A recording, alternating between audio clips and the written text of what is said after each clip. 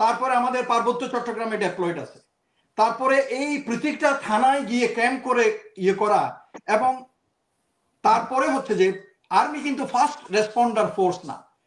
First responder এই যে বিদেশের এরা বলে ফার্স্ট রেসপন্ডার হচ্ছে পুলিশ হতে হবে, সংযত আচরণ করতে হবে, এবং আইন শৃঙ্খলা রক্ষাকারী বাহিনী, নিরাপত্তা বাহিনী এদেরকে শান্তি শৃঙ্খলা রক্ষার কাজে সহযোগিতা করে। ডিজিএফআইকে মিসইউজ করে এরশাদের আমল থেকে শুরু করছে এইসব কাজে ইউজ করে, পলিটিক্যাল কাজে, পলিটিশিয়ানদেরকে সাইজ করা, এই করা, এগুলা।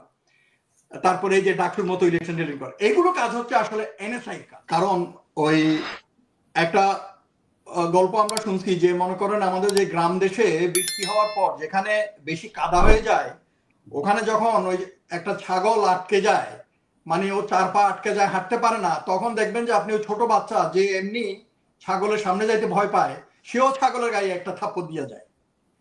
তো আমাদের সেনাবাহিনীর অবস্থা হয়েছে এরকম।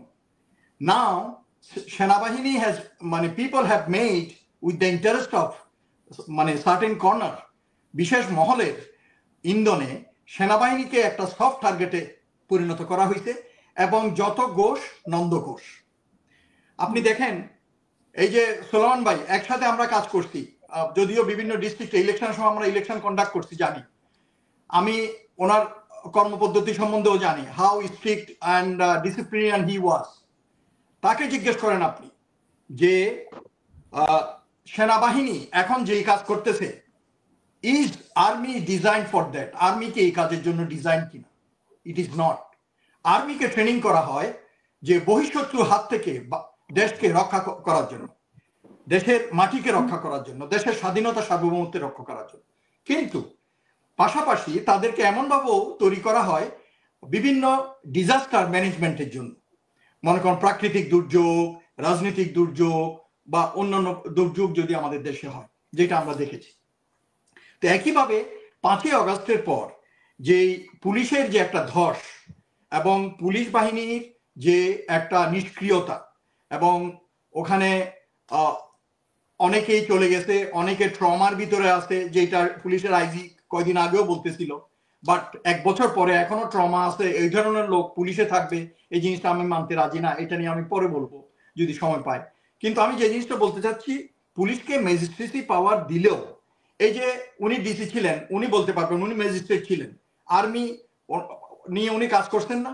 ইন এইড অফ সিভিল পাওয়ারে ওনাদের আদেশ পাইলেই আর্মি কাউকে গ্রেফতার করত বা ম্যাজিস্ট্রেসি পাওয়ারটা অ্যাপ্লাই করত। তো এখন এই ক্ষেত্রে ম্যাজিস্ট্রেসি পাওয়ার দেওয়া হয়েছে কারণ পুলিশ মাঠে নেই সক্রিয়ভাবে, পুলিশ কার্যকরী পদক্ষেপ নিতে পারতেছে না। কিন্তু এর পরেও দেখেন বাংলাদেশে এতগুলা ডিস্ট্রিক্টে প্রতিটি থানাতে এই যে ক্যাম্প করে করে যে পুলিশ আমাদের সেনাবাহিনী আছে, আমাদের কত সেনাবাহিনী আছে আপনারা বলেন? আমাদের তো অত সেনাবাহিনী নাই। অ্যাডমিনিস্ট্রেশনের জন্য তো কিছু আছে বিভিন্ন ক্যান্টনমেন্টে, তারপরে আমাদের পার্বত্য চট্টগ্রামে ডেপ্লয়েড আছে, তারপরে এই প্রত্যেকটা থানায় গিয়ে ক্যাম্প করে ইয়ে করা, এবং তারপরে হচ্ছে যে আর্মি কিন্তু ফার্স্ট রেসপন্ডার ফোর্স না। ফার্স্ট রেসপন্ডার এই যে বিদেশের এরা বলে ফার্স্ট রেসপন্ডার হচ্ছে পুলিশ, ফায়ার ডিপার্টমেন্ট, তারপর যেমন আমাদের দেশে আছে র্যাব। তো এই ধরনের ফোর্স গুলো হচ্ছে ফার্স্ট রেসপন্ডার। কোনো ঘটনা হলে সাথে সাথে প্রথমে যারা ঘটনাস্থলে হাজির হবে এবং অ্যাকশন নেবে। তো সেনাবাহিনী বরাবরই তো যখন ফার্স্ট রেসপন্ডাররা ফেল করে, পুলিশ, বিডিআর এরা ফেল করে, যখন সেনাবাহিনী সাহায্য চায়, প্রশাসন তাদের সাহায্য চায়, তখন তারা ঘটনাস্থলে যায়। এখন আমরা বিগত কয়েকটি ঘটনাতে দেখেছি যে ওই যে যেটা বললাম, যত দোষ নন্দ ঘোষ, মারলেও দোষ, না মারলেও দোষ। গোপালগঞ্জে মারলো কেন, ওইটা দোষ। আর যদি না মারতো, ওখানে যদি এই যে এনসিপির পোলাপাইন মারা যাইতো, আরো খুন খারাপই হইতো, তখন বলতো যে আর্মি কি করছে, ওখানে আর্মি কিছু করে নাই কেন। সো এইগুলা আসলে আমি বলবো যে এইসব সোশ্যাল মিডিয়ার একটা খারাপ ইফেক্ট, এগুলো অত গায়ে লাগানোর দরকার নাই। না সেটা তো খারাপ, মানে সেটা ভালো করেছে, কিন্তু ভিপি নূরের উপরে যে হামলাটা, সেই হামলাটাকে আমরা কিভাবে বলবো যে এইটার ভিতরে শুনেন, ওই যে আমি আজকে শুনতেছিলাম, এই যে পিনাকি তার একটা ভিডিওতে বলতেছিল প্রত্যেকটা ঘটনার পিছনে কিন্তু ঘটনা আছে। তো সেজন্য আমরা ওই যে ভিডিওতে যেটা দেখছি এইগুলো শুনে তো লাভ নাই।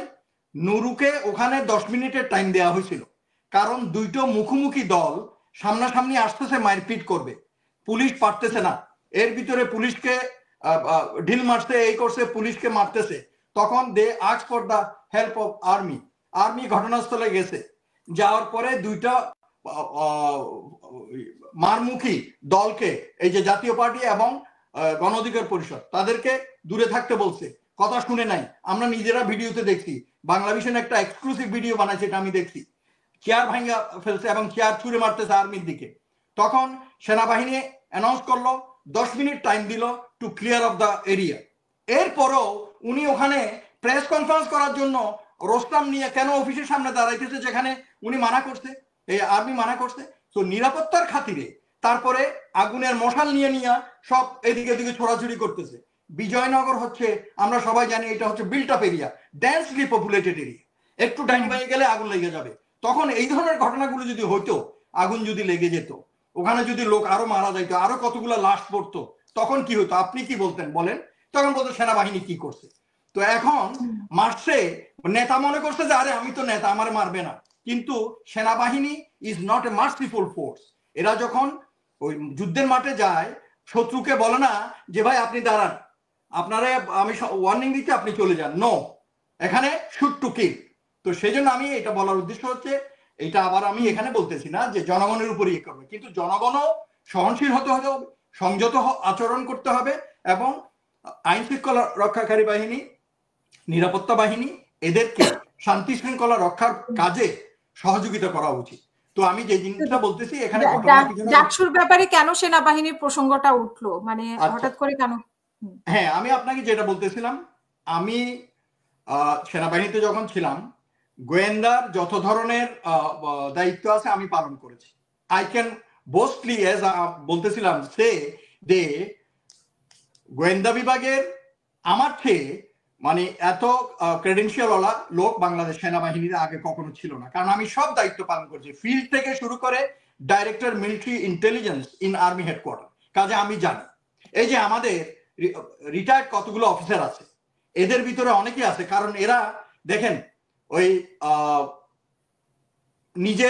নিজের ঘরের বিরুদ্ধে কখন যায়, নিজের বাপের বিরুদ্ধে, নিজের ভাইয়ের বিরুদ্ধে কখন যায়, যখন নিজের স্বার্থ ইয়ে হয়। এই কিছু অফিসার আছে ডিসগ্রান্টাল, তারা বিভিন্ন মরাল টার্পিচুড এবং তাদের চারিত্রিক কারণে বা আরো কোনো কারণে সেনাবাহিনী থেকে তাদেরকে কিক আউট করা হয়েছে। অনেকে কে অপশন দেওয়া হয়েছে যে তুমি বের হয়ে যাও সসম্মানে, অথবা তোমাকে কোর্ট মার্শাল করা হবে, তোমার এই ধরা পড়ছে, তুমি অন্যের বউর সাথে গিয়ে ঘুমাইছো। I am sorry to say, ওই অফিসার শুনতেছে, সে বুঝবে।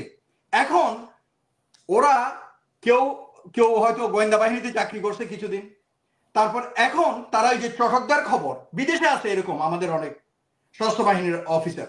তো এখন বাইরে আপনারা যারা সোশ্যাল মিডিয়ার লোকজন আছেন, সাংবাদিক আসেন, যখন একটা প্রাক্তন সশস্ত্র বাহিনীর অফিসারের মুখ থেকে কথা শুনবেন, মনে করবেন যে কথাটা হয়তো অনেক ক্রেডিবিলিটি আছে, কিন্তু আসলে না।